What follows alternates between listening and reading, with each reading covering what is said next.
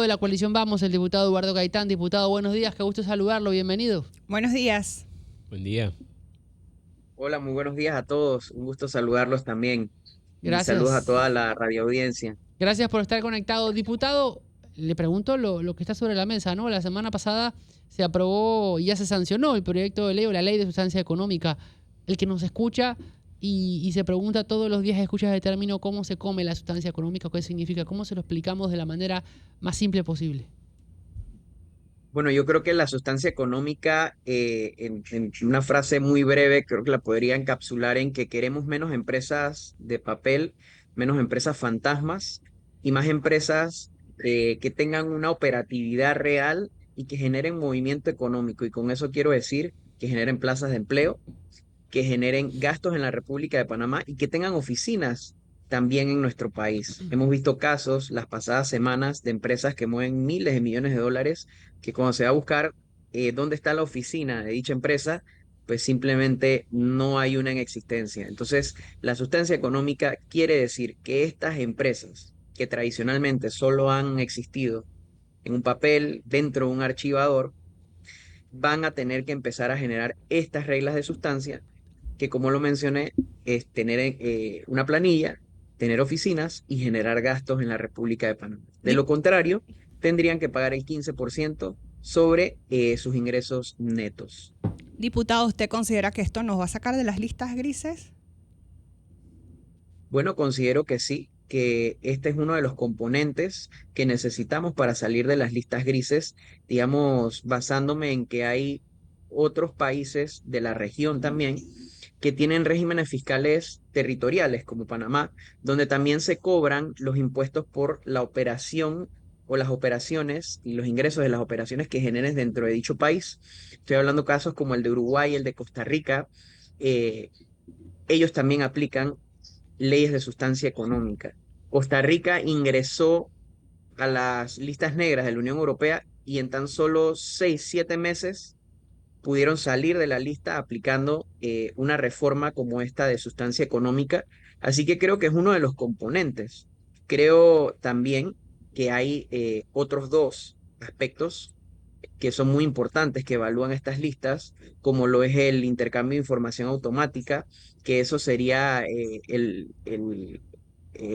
la sección donde la Unión Europea te solicita el tema de la transparencia fiscal.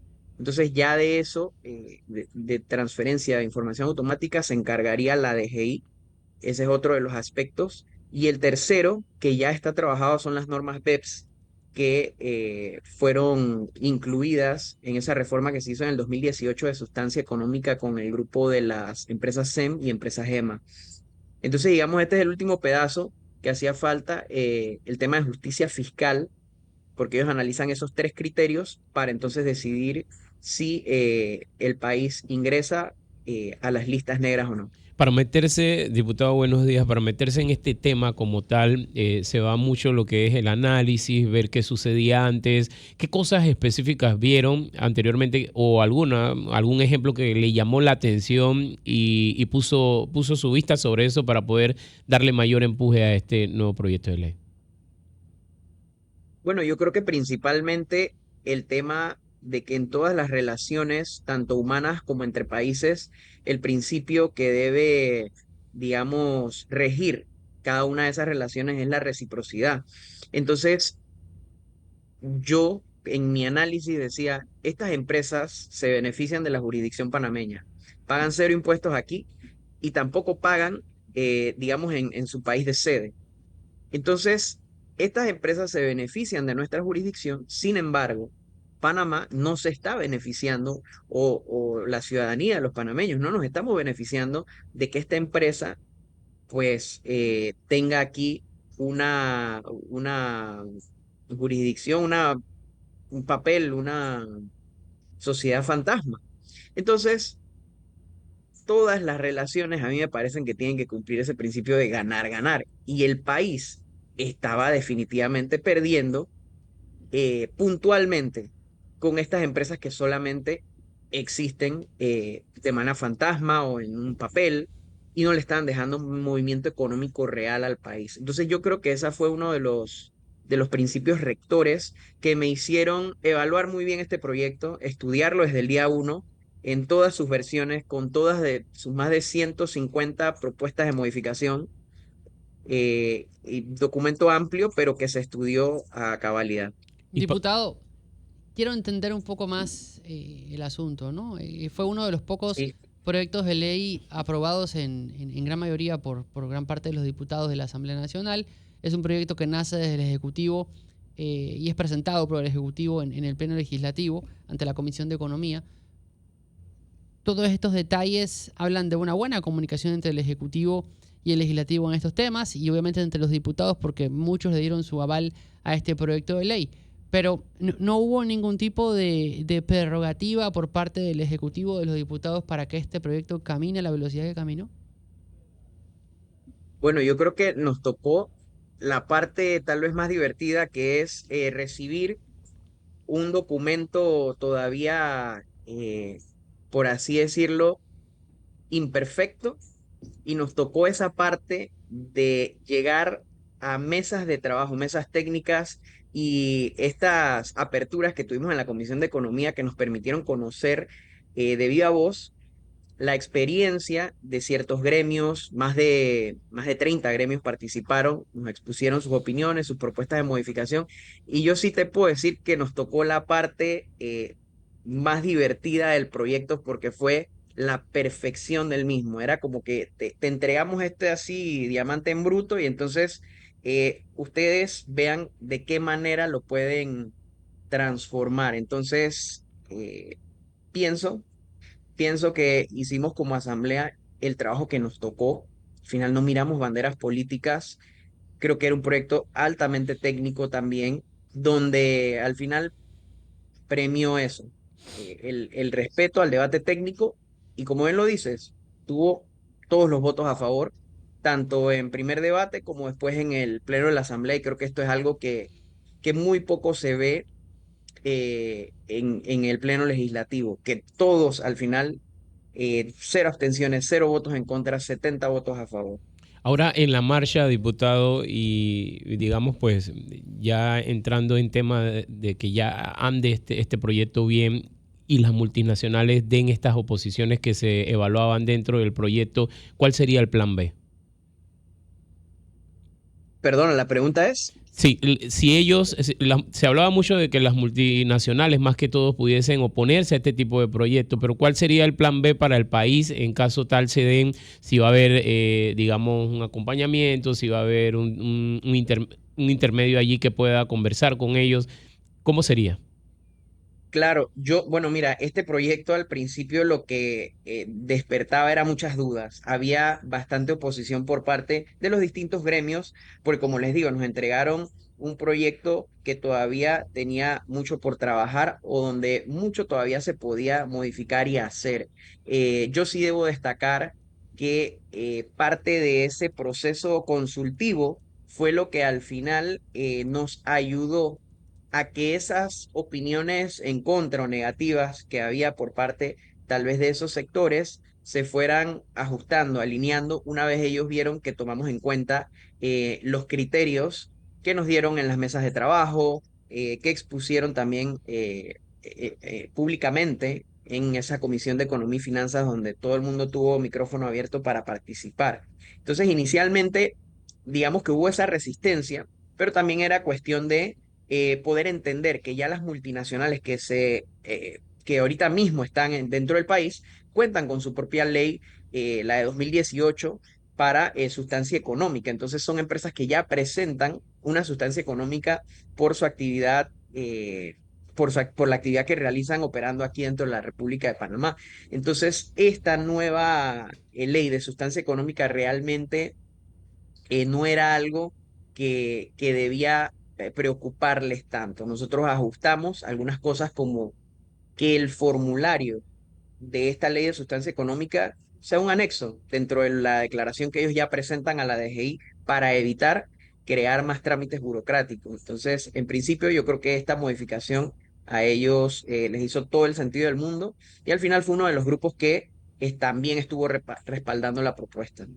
Diputado, se acerca, ya entramos en el mes de junio, un mes que la Asamblea toma temperatura y toma temperatura y toma temperatura, y las conversaciones empiezan a dar con mayor frecuencia. ¿Cómo analiza el diputado Gaitán, por un lado, una posible reelección de Jorge Herrera como presidente de la Asamblea Nacional o una candidatura de realizando metas, que es lo que más se habla en este momento? Bueno, yo creo que esas conversaciones sí puedo adelantarles que todavía están un poco verdes, no se han dado. La semana pasada estuvimos enfocados en el tema de la sustancia económica. Me imagino que ya se verían en esta, la semana de más arriba, aunque todas estas cosas siempre se deciden en el último minuto, el día anterior.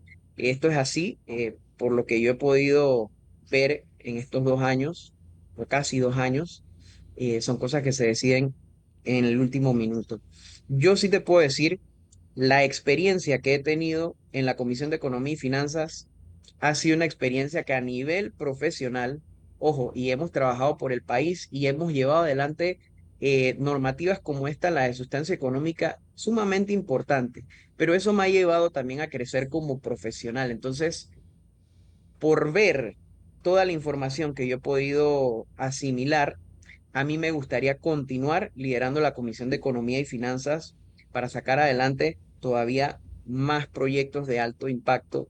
Y personalmente, como te digo, ha sido una comisión que creo que se presta mucho para aprender de estos temas técnicos. Entonces creo que más que el tema de ser diputado, me hice un mejor profesional porque estuve en esta Comisión de Economía y Finanzas. ¿Usted estaría de acuerdo con una reelección de Herrera?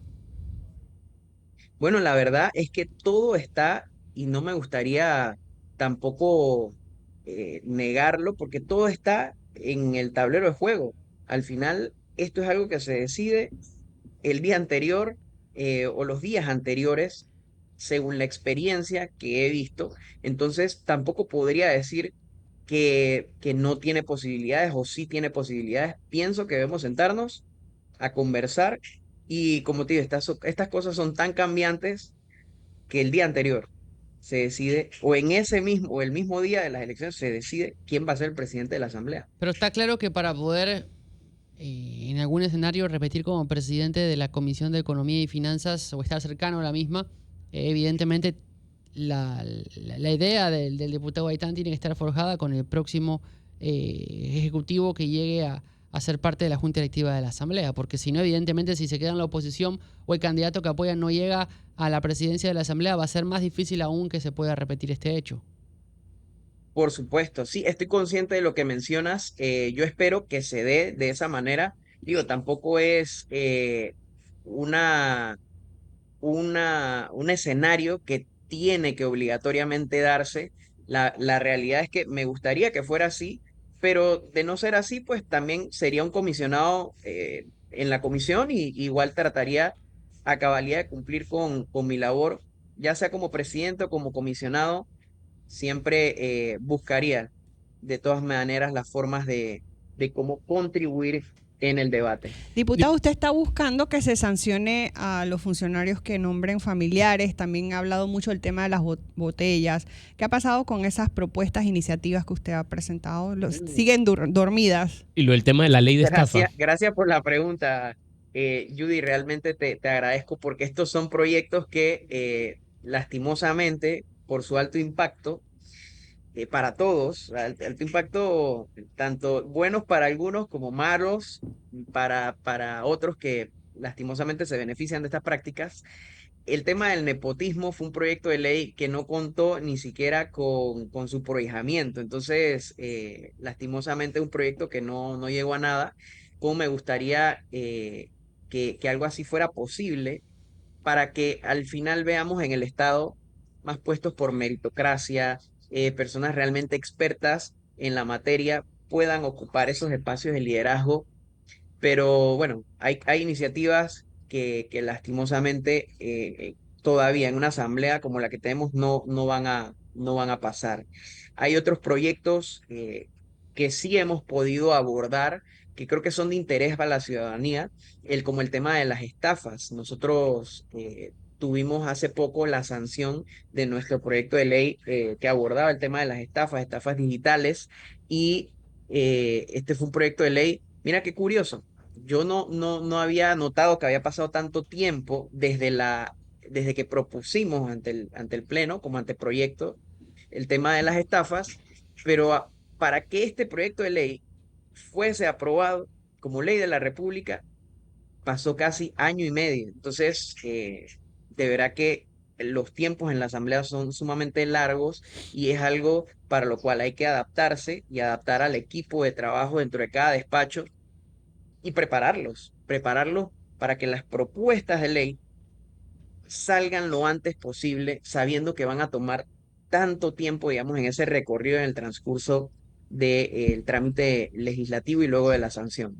Diputado, ¿cuál es su punto de vista en lo que está sucediendo en San Miguelito, ¿no? Recientemente pudimos saber también que lo que prometió la autoridad ASEO en cuanto al tema de la recolección y cosas que muchas veces usted está pendiente también en este sentido, no se está cumpliendo, y hubo la disputa en su momento entre la autoridad, entre la alcaldesa y demás, pero actualmente hay señalamientos y acusaciones que no se están dando las cosas como se habían pintado al inicio.